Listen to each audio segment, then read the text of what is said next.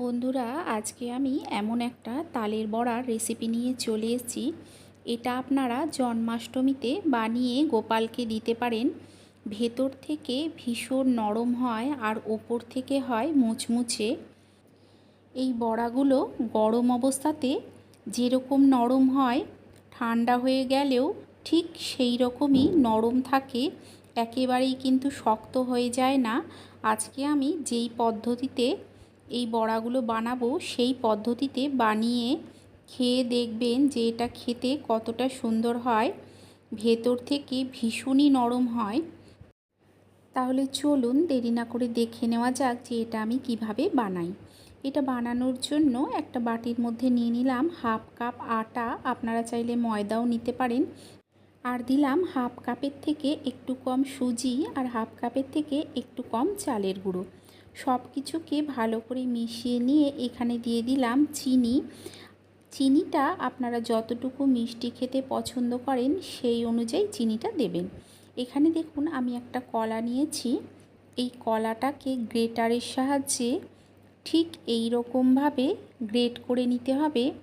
গ্রেটারের সাহায্যে যদি কলাটাকে গ্রেট করে নেওয়া হয় তাহলে এটা খুব সুন্দরভাবে মিশে যায়, আর হাত দিয়ে মাখলে অনেক সময় দানা থেকে যায়। সমস্ত কলাটাকে দিয়ে আমি এখানে দিয়ে দিচ্ছি তালের পাল্প। এখানে আমি চামচ মেপে দিচ্ছি, তবে এই পাল্পটা আমি 1 কাপের মতো দেব। 1 কাপ তালের পাল্পের মধ্যে দিতে হবে আমি যে পরিমাণে আটা, সুজি আর চালের গুঁড়ো নিয়েছি। দেখুন সমস্ত কিছুকে খুব ভালো করে মিশিয়ে নিচ্ছি। আপনারা চাইলে এর মধ্যে একদম সামান্য একটু লবণও দিতে পারেন। দেখুন খুব ভালো করে এটাকে মেখে নিচ্ছি, তবে প্রথমেই কিন্তু জলটা দেব না। তালের এই পাল্পটার সঙ্গে প্রথমে কিছুক্ষণ মেখে নিয়ে অল্প অল্প করে জল দেব। অল্প করে জল দিতে হবে আর এটাকে মেখে নিতে হবে। একবারে যদি অনেকটা জল দেওয়া হয় তাহলে কি হবে, এটা পাতলা হয়ে যাবে, তখন কিন্তু বানানোর সময় অসুবিধে হবে। আমি আপনাদের দেখিয়ে দিচ্ছি যে এটা কেমন হবে।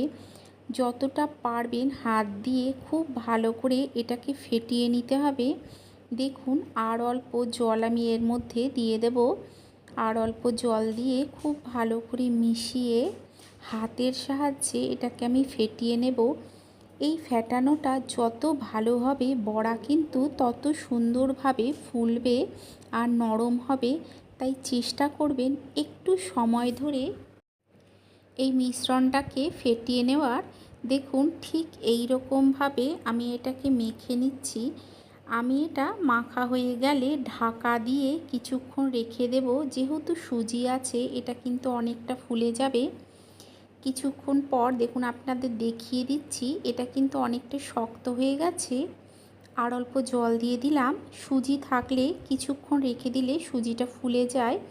দিয়ে চামচের সাহায্যে আরও কিছুক্ষণ আমি এটাকে ভালো করে ফেটিয়ে নেব। আপনারা চাইলে হাত দিয়েও খুব ভালো করে ফেটিয়ে নিতে পারেন। দেখুন ঠিক এই রকমভাবে আমি ব্যাটারটাকে রেডি করে নেব। ব্যাটারটা রেডি করে নিয়ে অন্যদিকে একটা কড়াইতে আমি কিছুটা তেল গরম বসিয়ে দিয়েছি। তেলটা যখন ভালো মতো গরম হয়ে যাবে তখনই এই ব্যাটারটার থেকে নিয়ে একে একে ঠিক এইভাবে বড়াগুলো দিতে হবে। তবে লক্ষ্য রাখবেন তেলটা যেন ঠান্ডা অবস্থায় দেবেন না। যখন দেখবেন যে খুব ভালো মতো গরম হয়ে গেছে তখনই বড়াগুলো ছাড়বেন। আর গ্যাসের ফ্লেমটা এই সময় মিডিয়ামে করে দেবেন। মিডিয়ামে করে বড়াগুলো ভাজলে কি হয়, খুব সুন্দরভাবে ভাজা হয়ে যায়। আপনারা দেখেই বুঝতে পাচ্ছেন যে কত সুন্দর ফুলে উঠেছে। ফুলে গিয়ে এটা অনেকটা বড় হয়ে যাবে। আপনারা যদি রেসিপিটা এতদূর দেখে থাকেন তাহলে অবশ্যই একটা লাইক করে দেবেন। কমেন্ট করে জানাবেন যে কেমন লাগলো। আর আপনাদের নিজেদের চেনা পরিচিত মানুষের মধ্যে শেয়ার করে দিয়ে তাদেরকেও দেখার সুযোগ করে দেবেন। আর চ্যানেলটাকে অবশ্যই সাবস্ক্রাইব করে দিয়ে পাশে থাকা বেল আইকনটা প্রেস করে দেবেন। এতে কি হবে, আমি যখন কোনো নতুন ভিডিও আপলোড করব নোটিফিকেশান সবার আগে আপনার কাছে পৌঁছে যাবে। একবার দেখুন ভালো করে আমি লাল করে ভেজে তুলে নিয়ে আরও একবার একই রকমভাবে ভেজে নিচ্ছি। গ্যাসের ফ্লেমটাকে মিডিয়ামে করে দিয়ে উল্টে পাল্টে এগুলোকে একটু লাল করে ভেজে নেওয়ার চেষ্টা করবেন। একটু সময় ধরে ভাজবেন, ভাজাটা ভালো হবে। দেখুন আস্তে আস্তে সুন্দর রং ধরে যাচ্ছে। আপনারা এটা নিজেরাও বানিয়ে খেতে পারেন, আবার জন্মাষ্টমীতে গোপালের ভোগেও কিন্তু এইভাবে বানিয়ে দিতে পারেন। নারকোল ছাড়াও কিন্তু তালের বড়া খেতে ভীষণ ভালো লাগে। এইভাবে বানিয়ে খেয়ে দেখবেন, ভেতর থেকে হয় নরম আর ওপর থেকে হয় ভীষণ মুচমুচে। তৈরি হয়ে গেছে দেখুন এই রেসিপি। আপনারা অবশ্যই একবার এইভাবে বানিয়ে খেয়ে দেখবেন, আশা করছি আপনাদেরও ভালো লাগবে। তাহলে চলুন আপনাদের সঙ্গে দেখা হচ্ছে আরও একটা নতুন ভিডিও নিয়ে।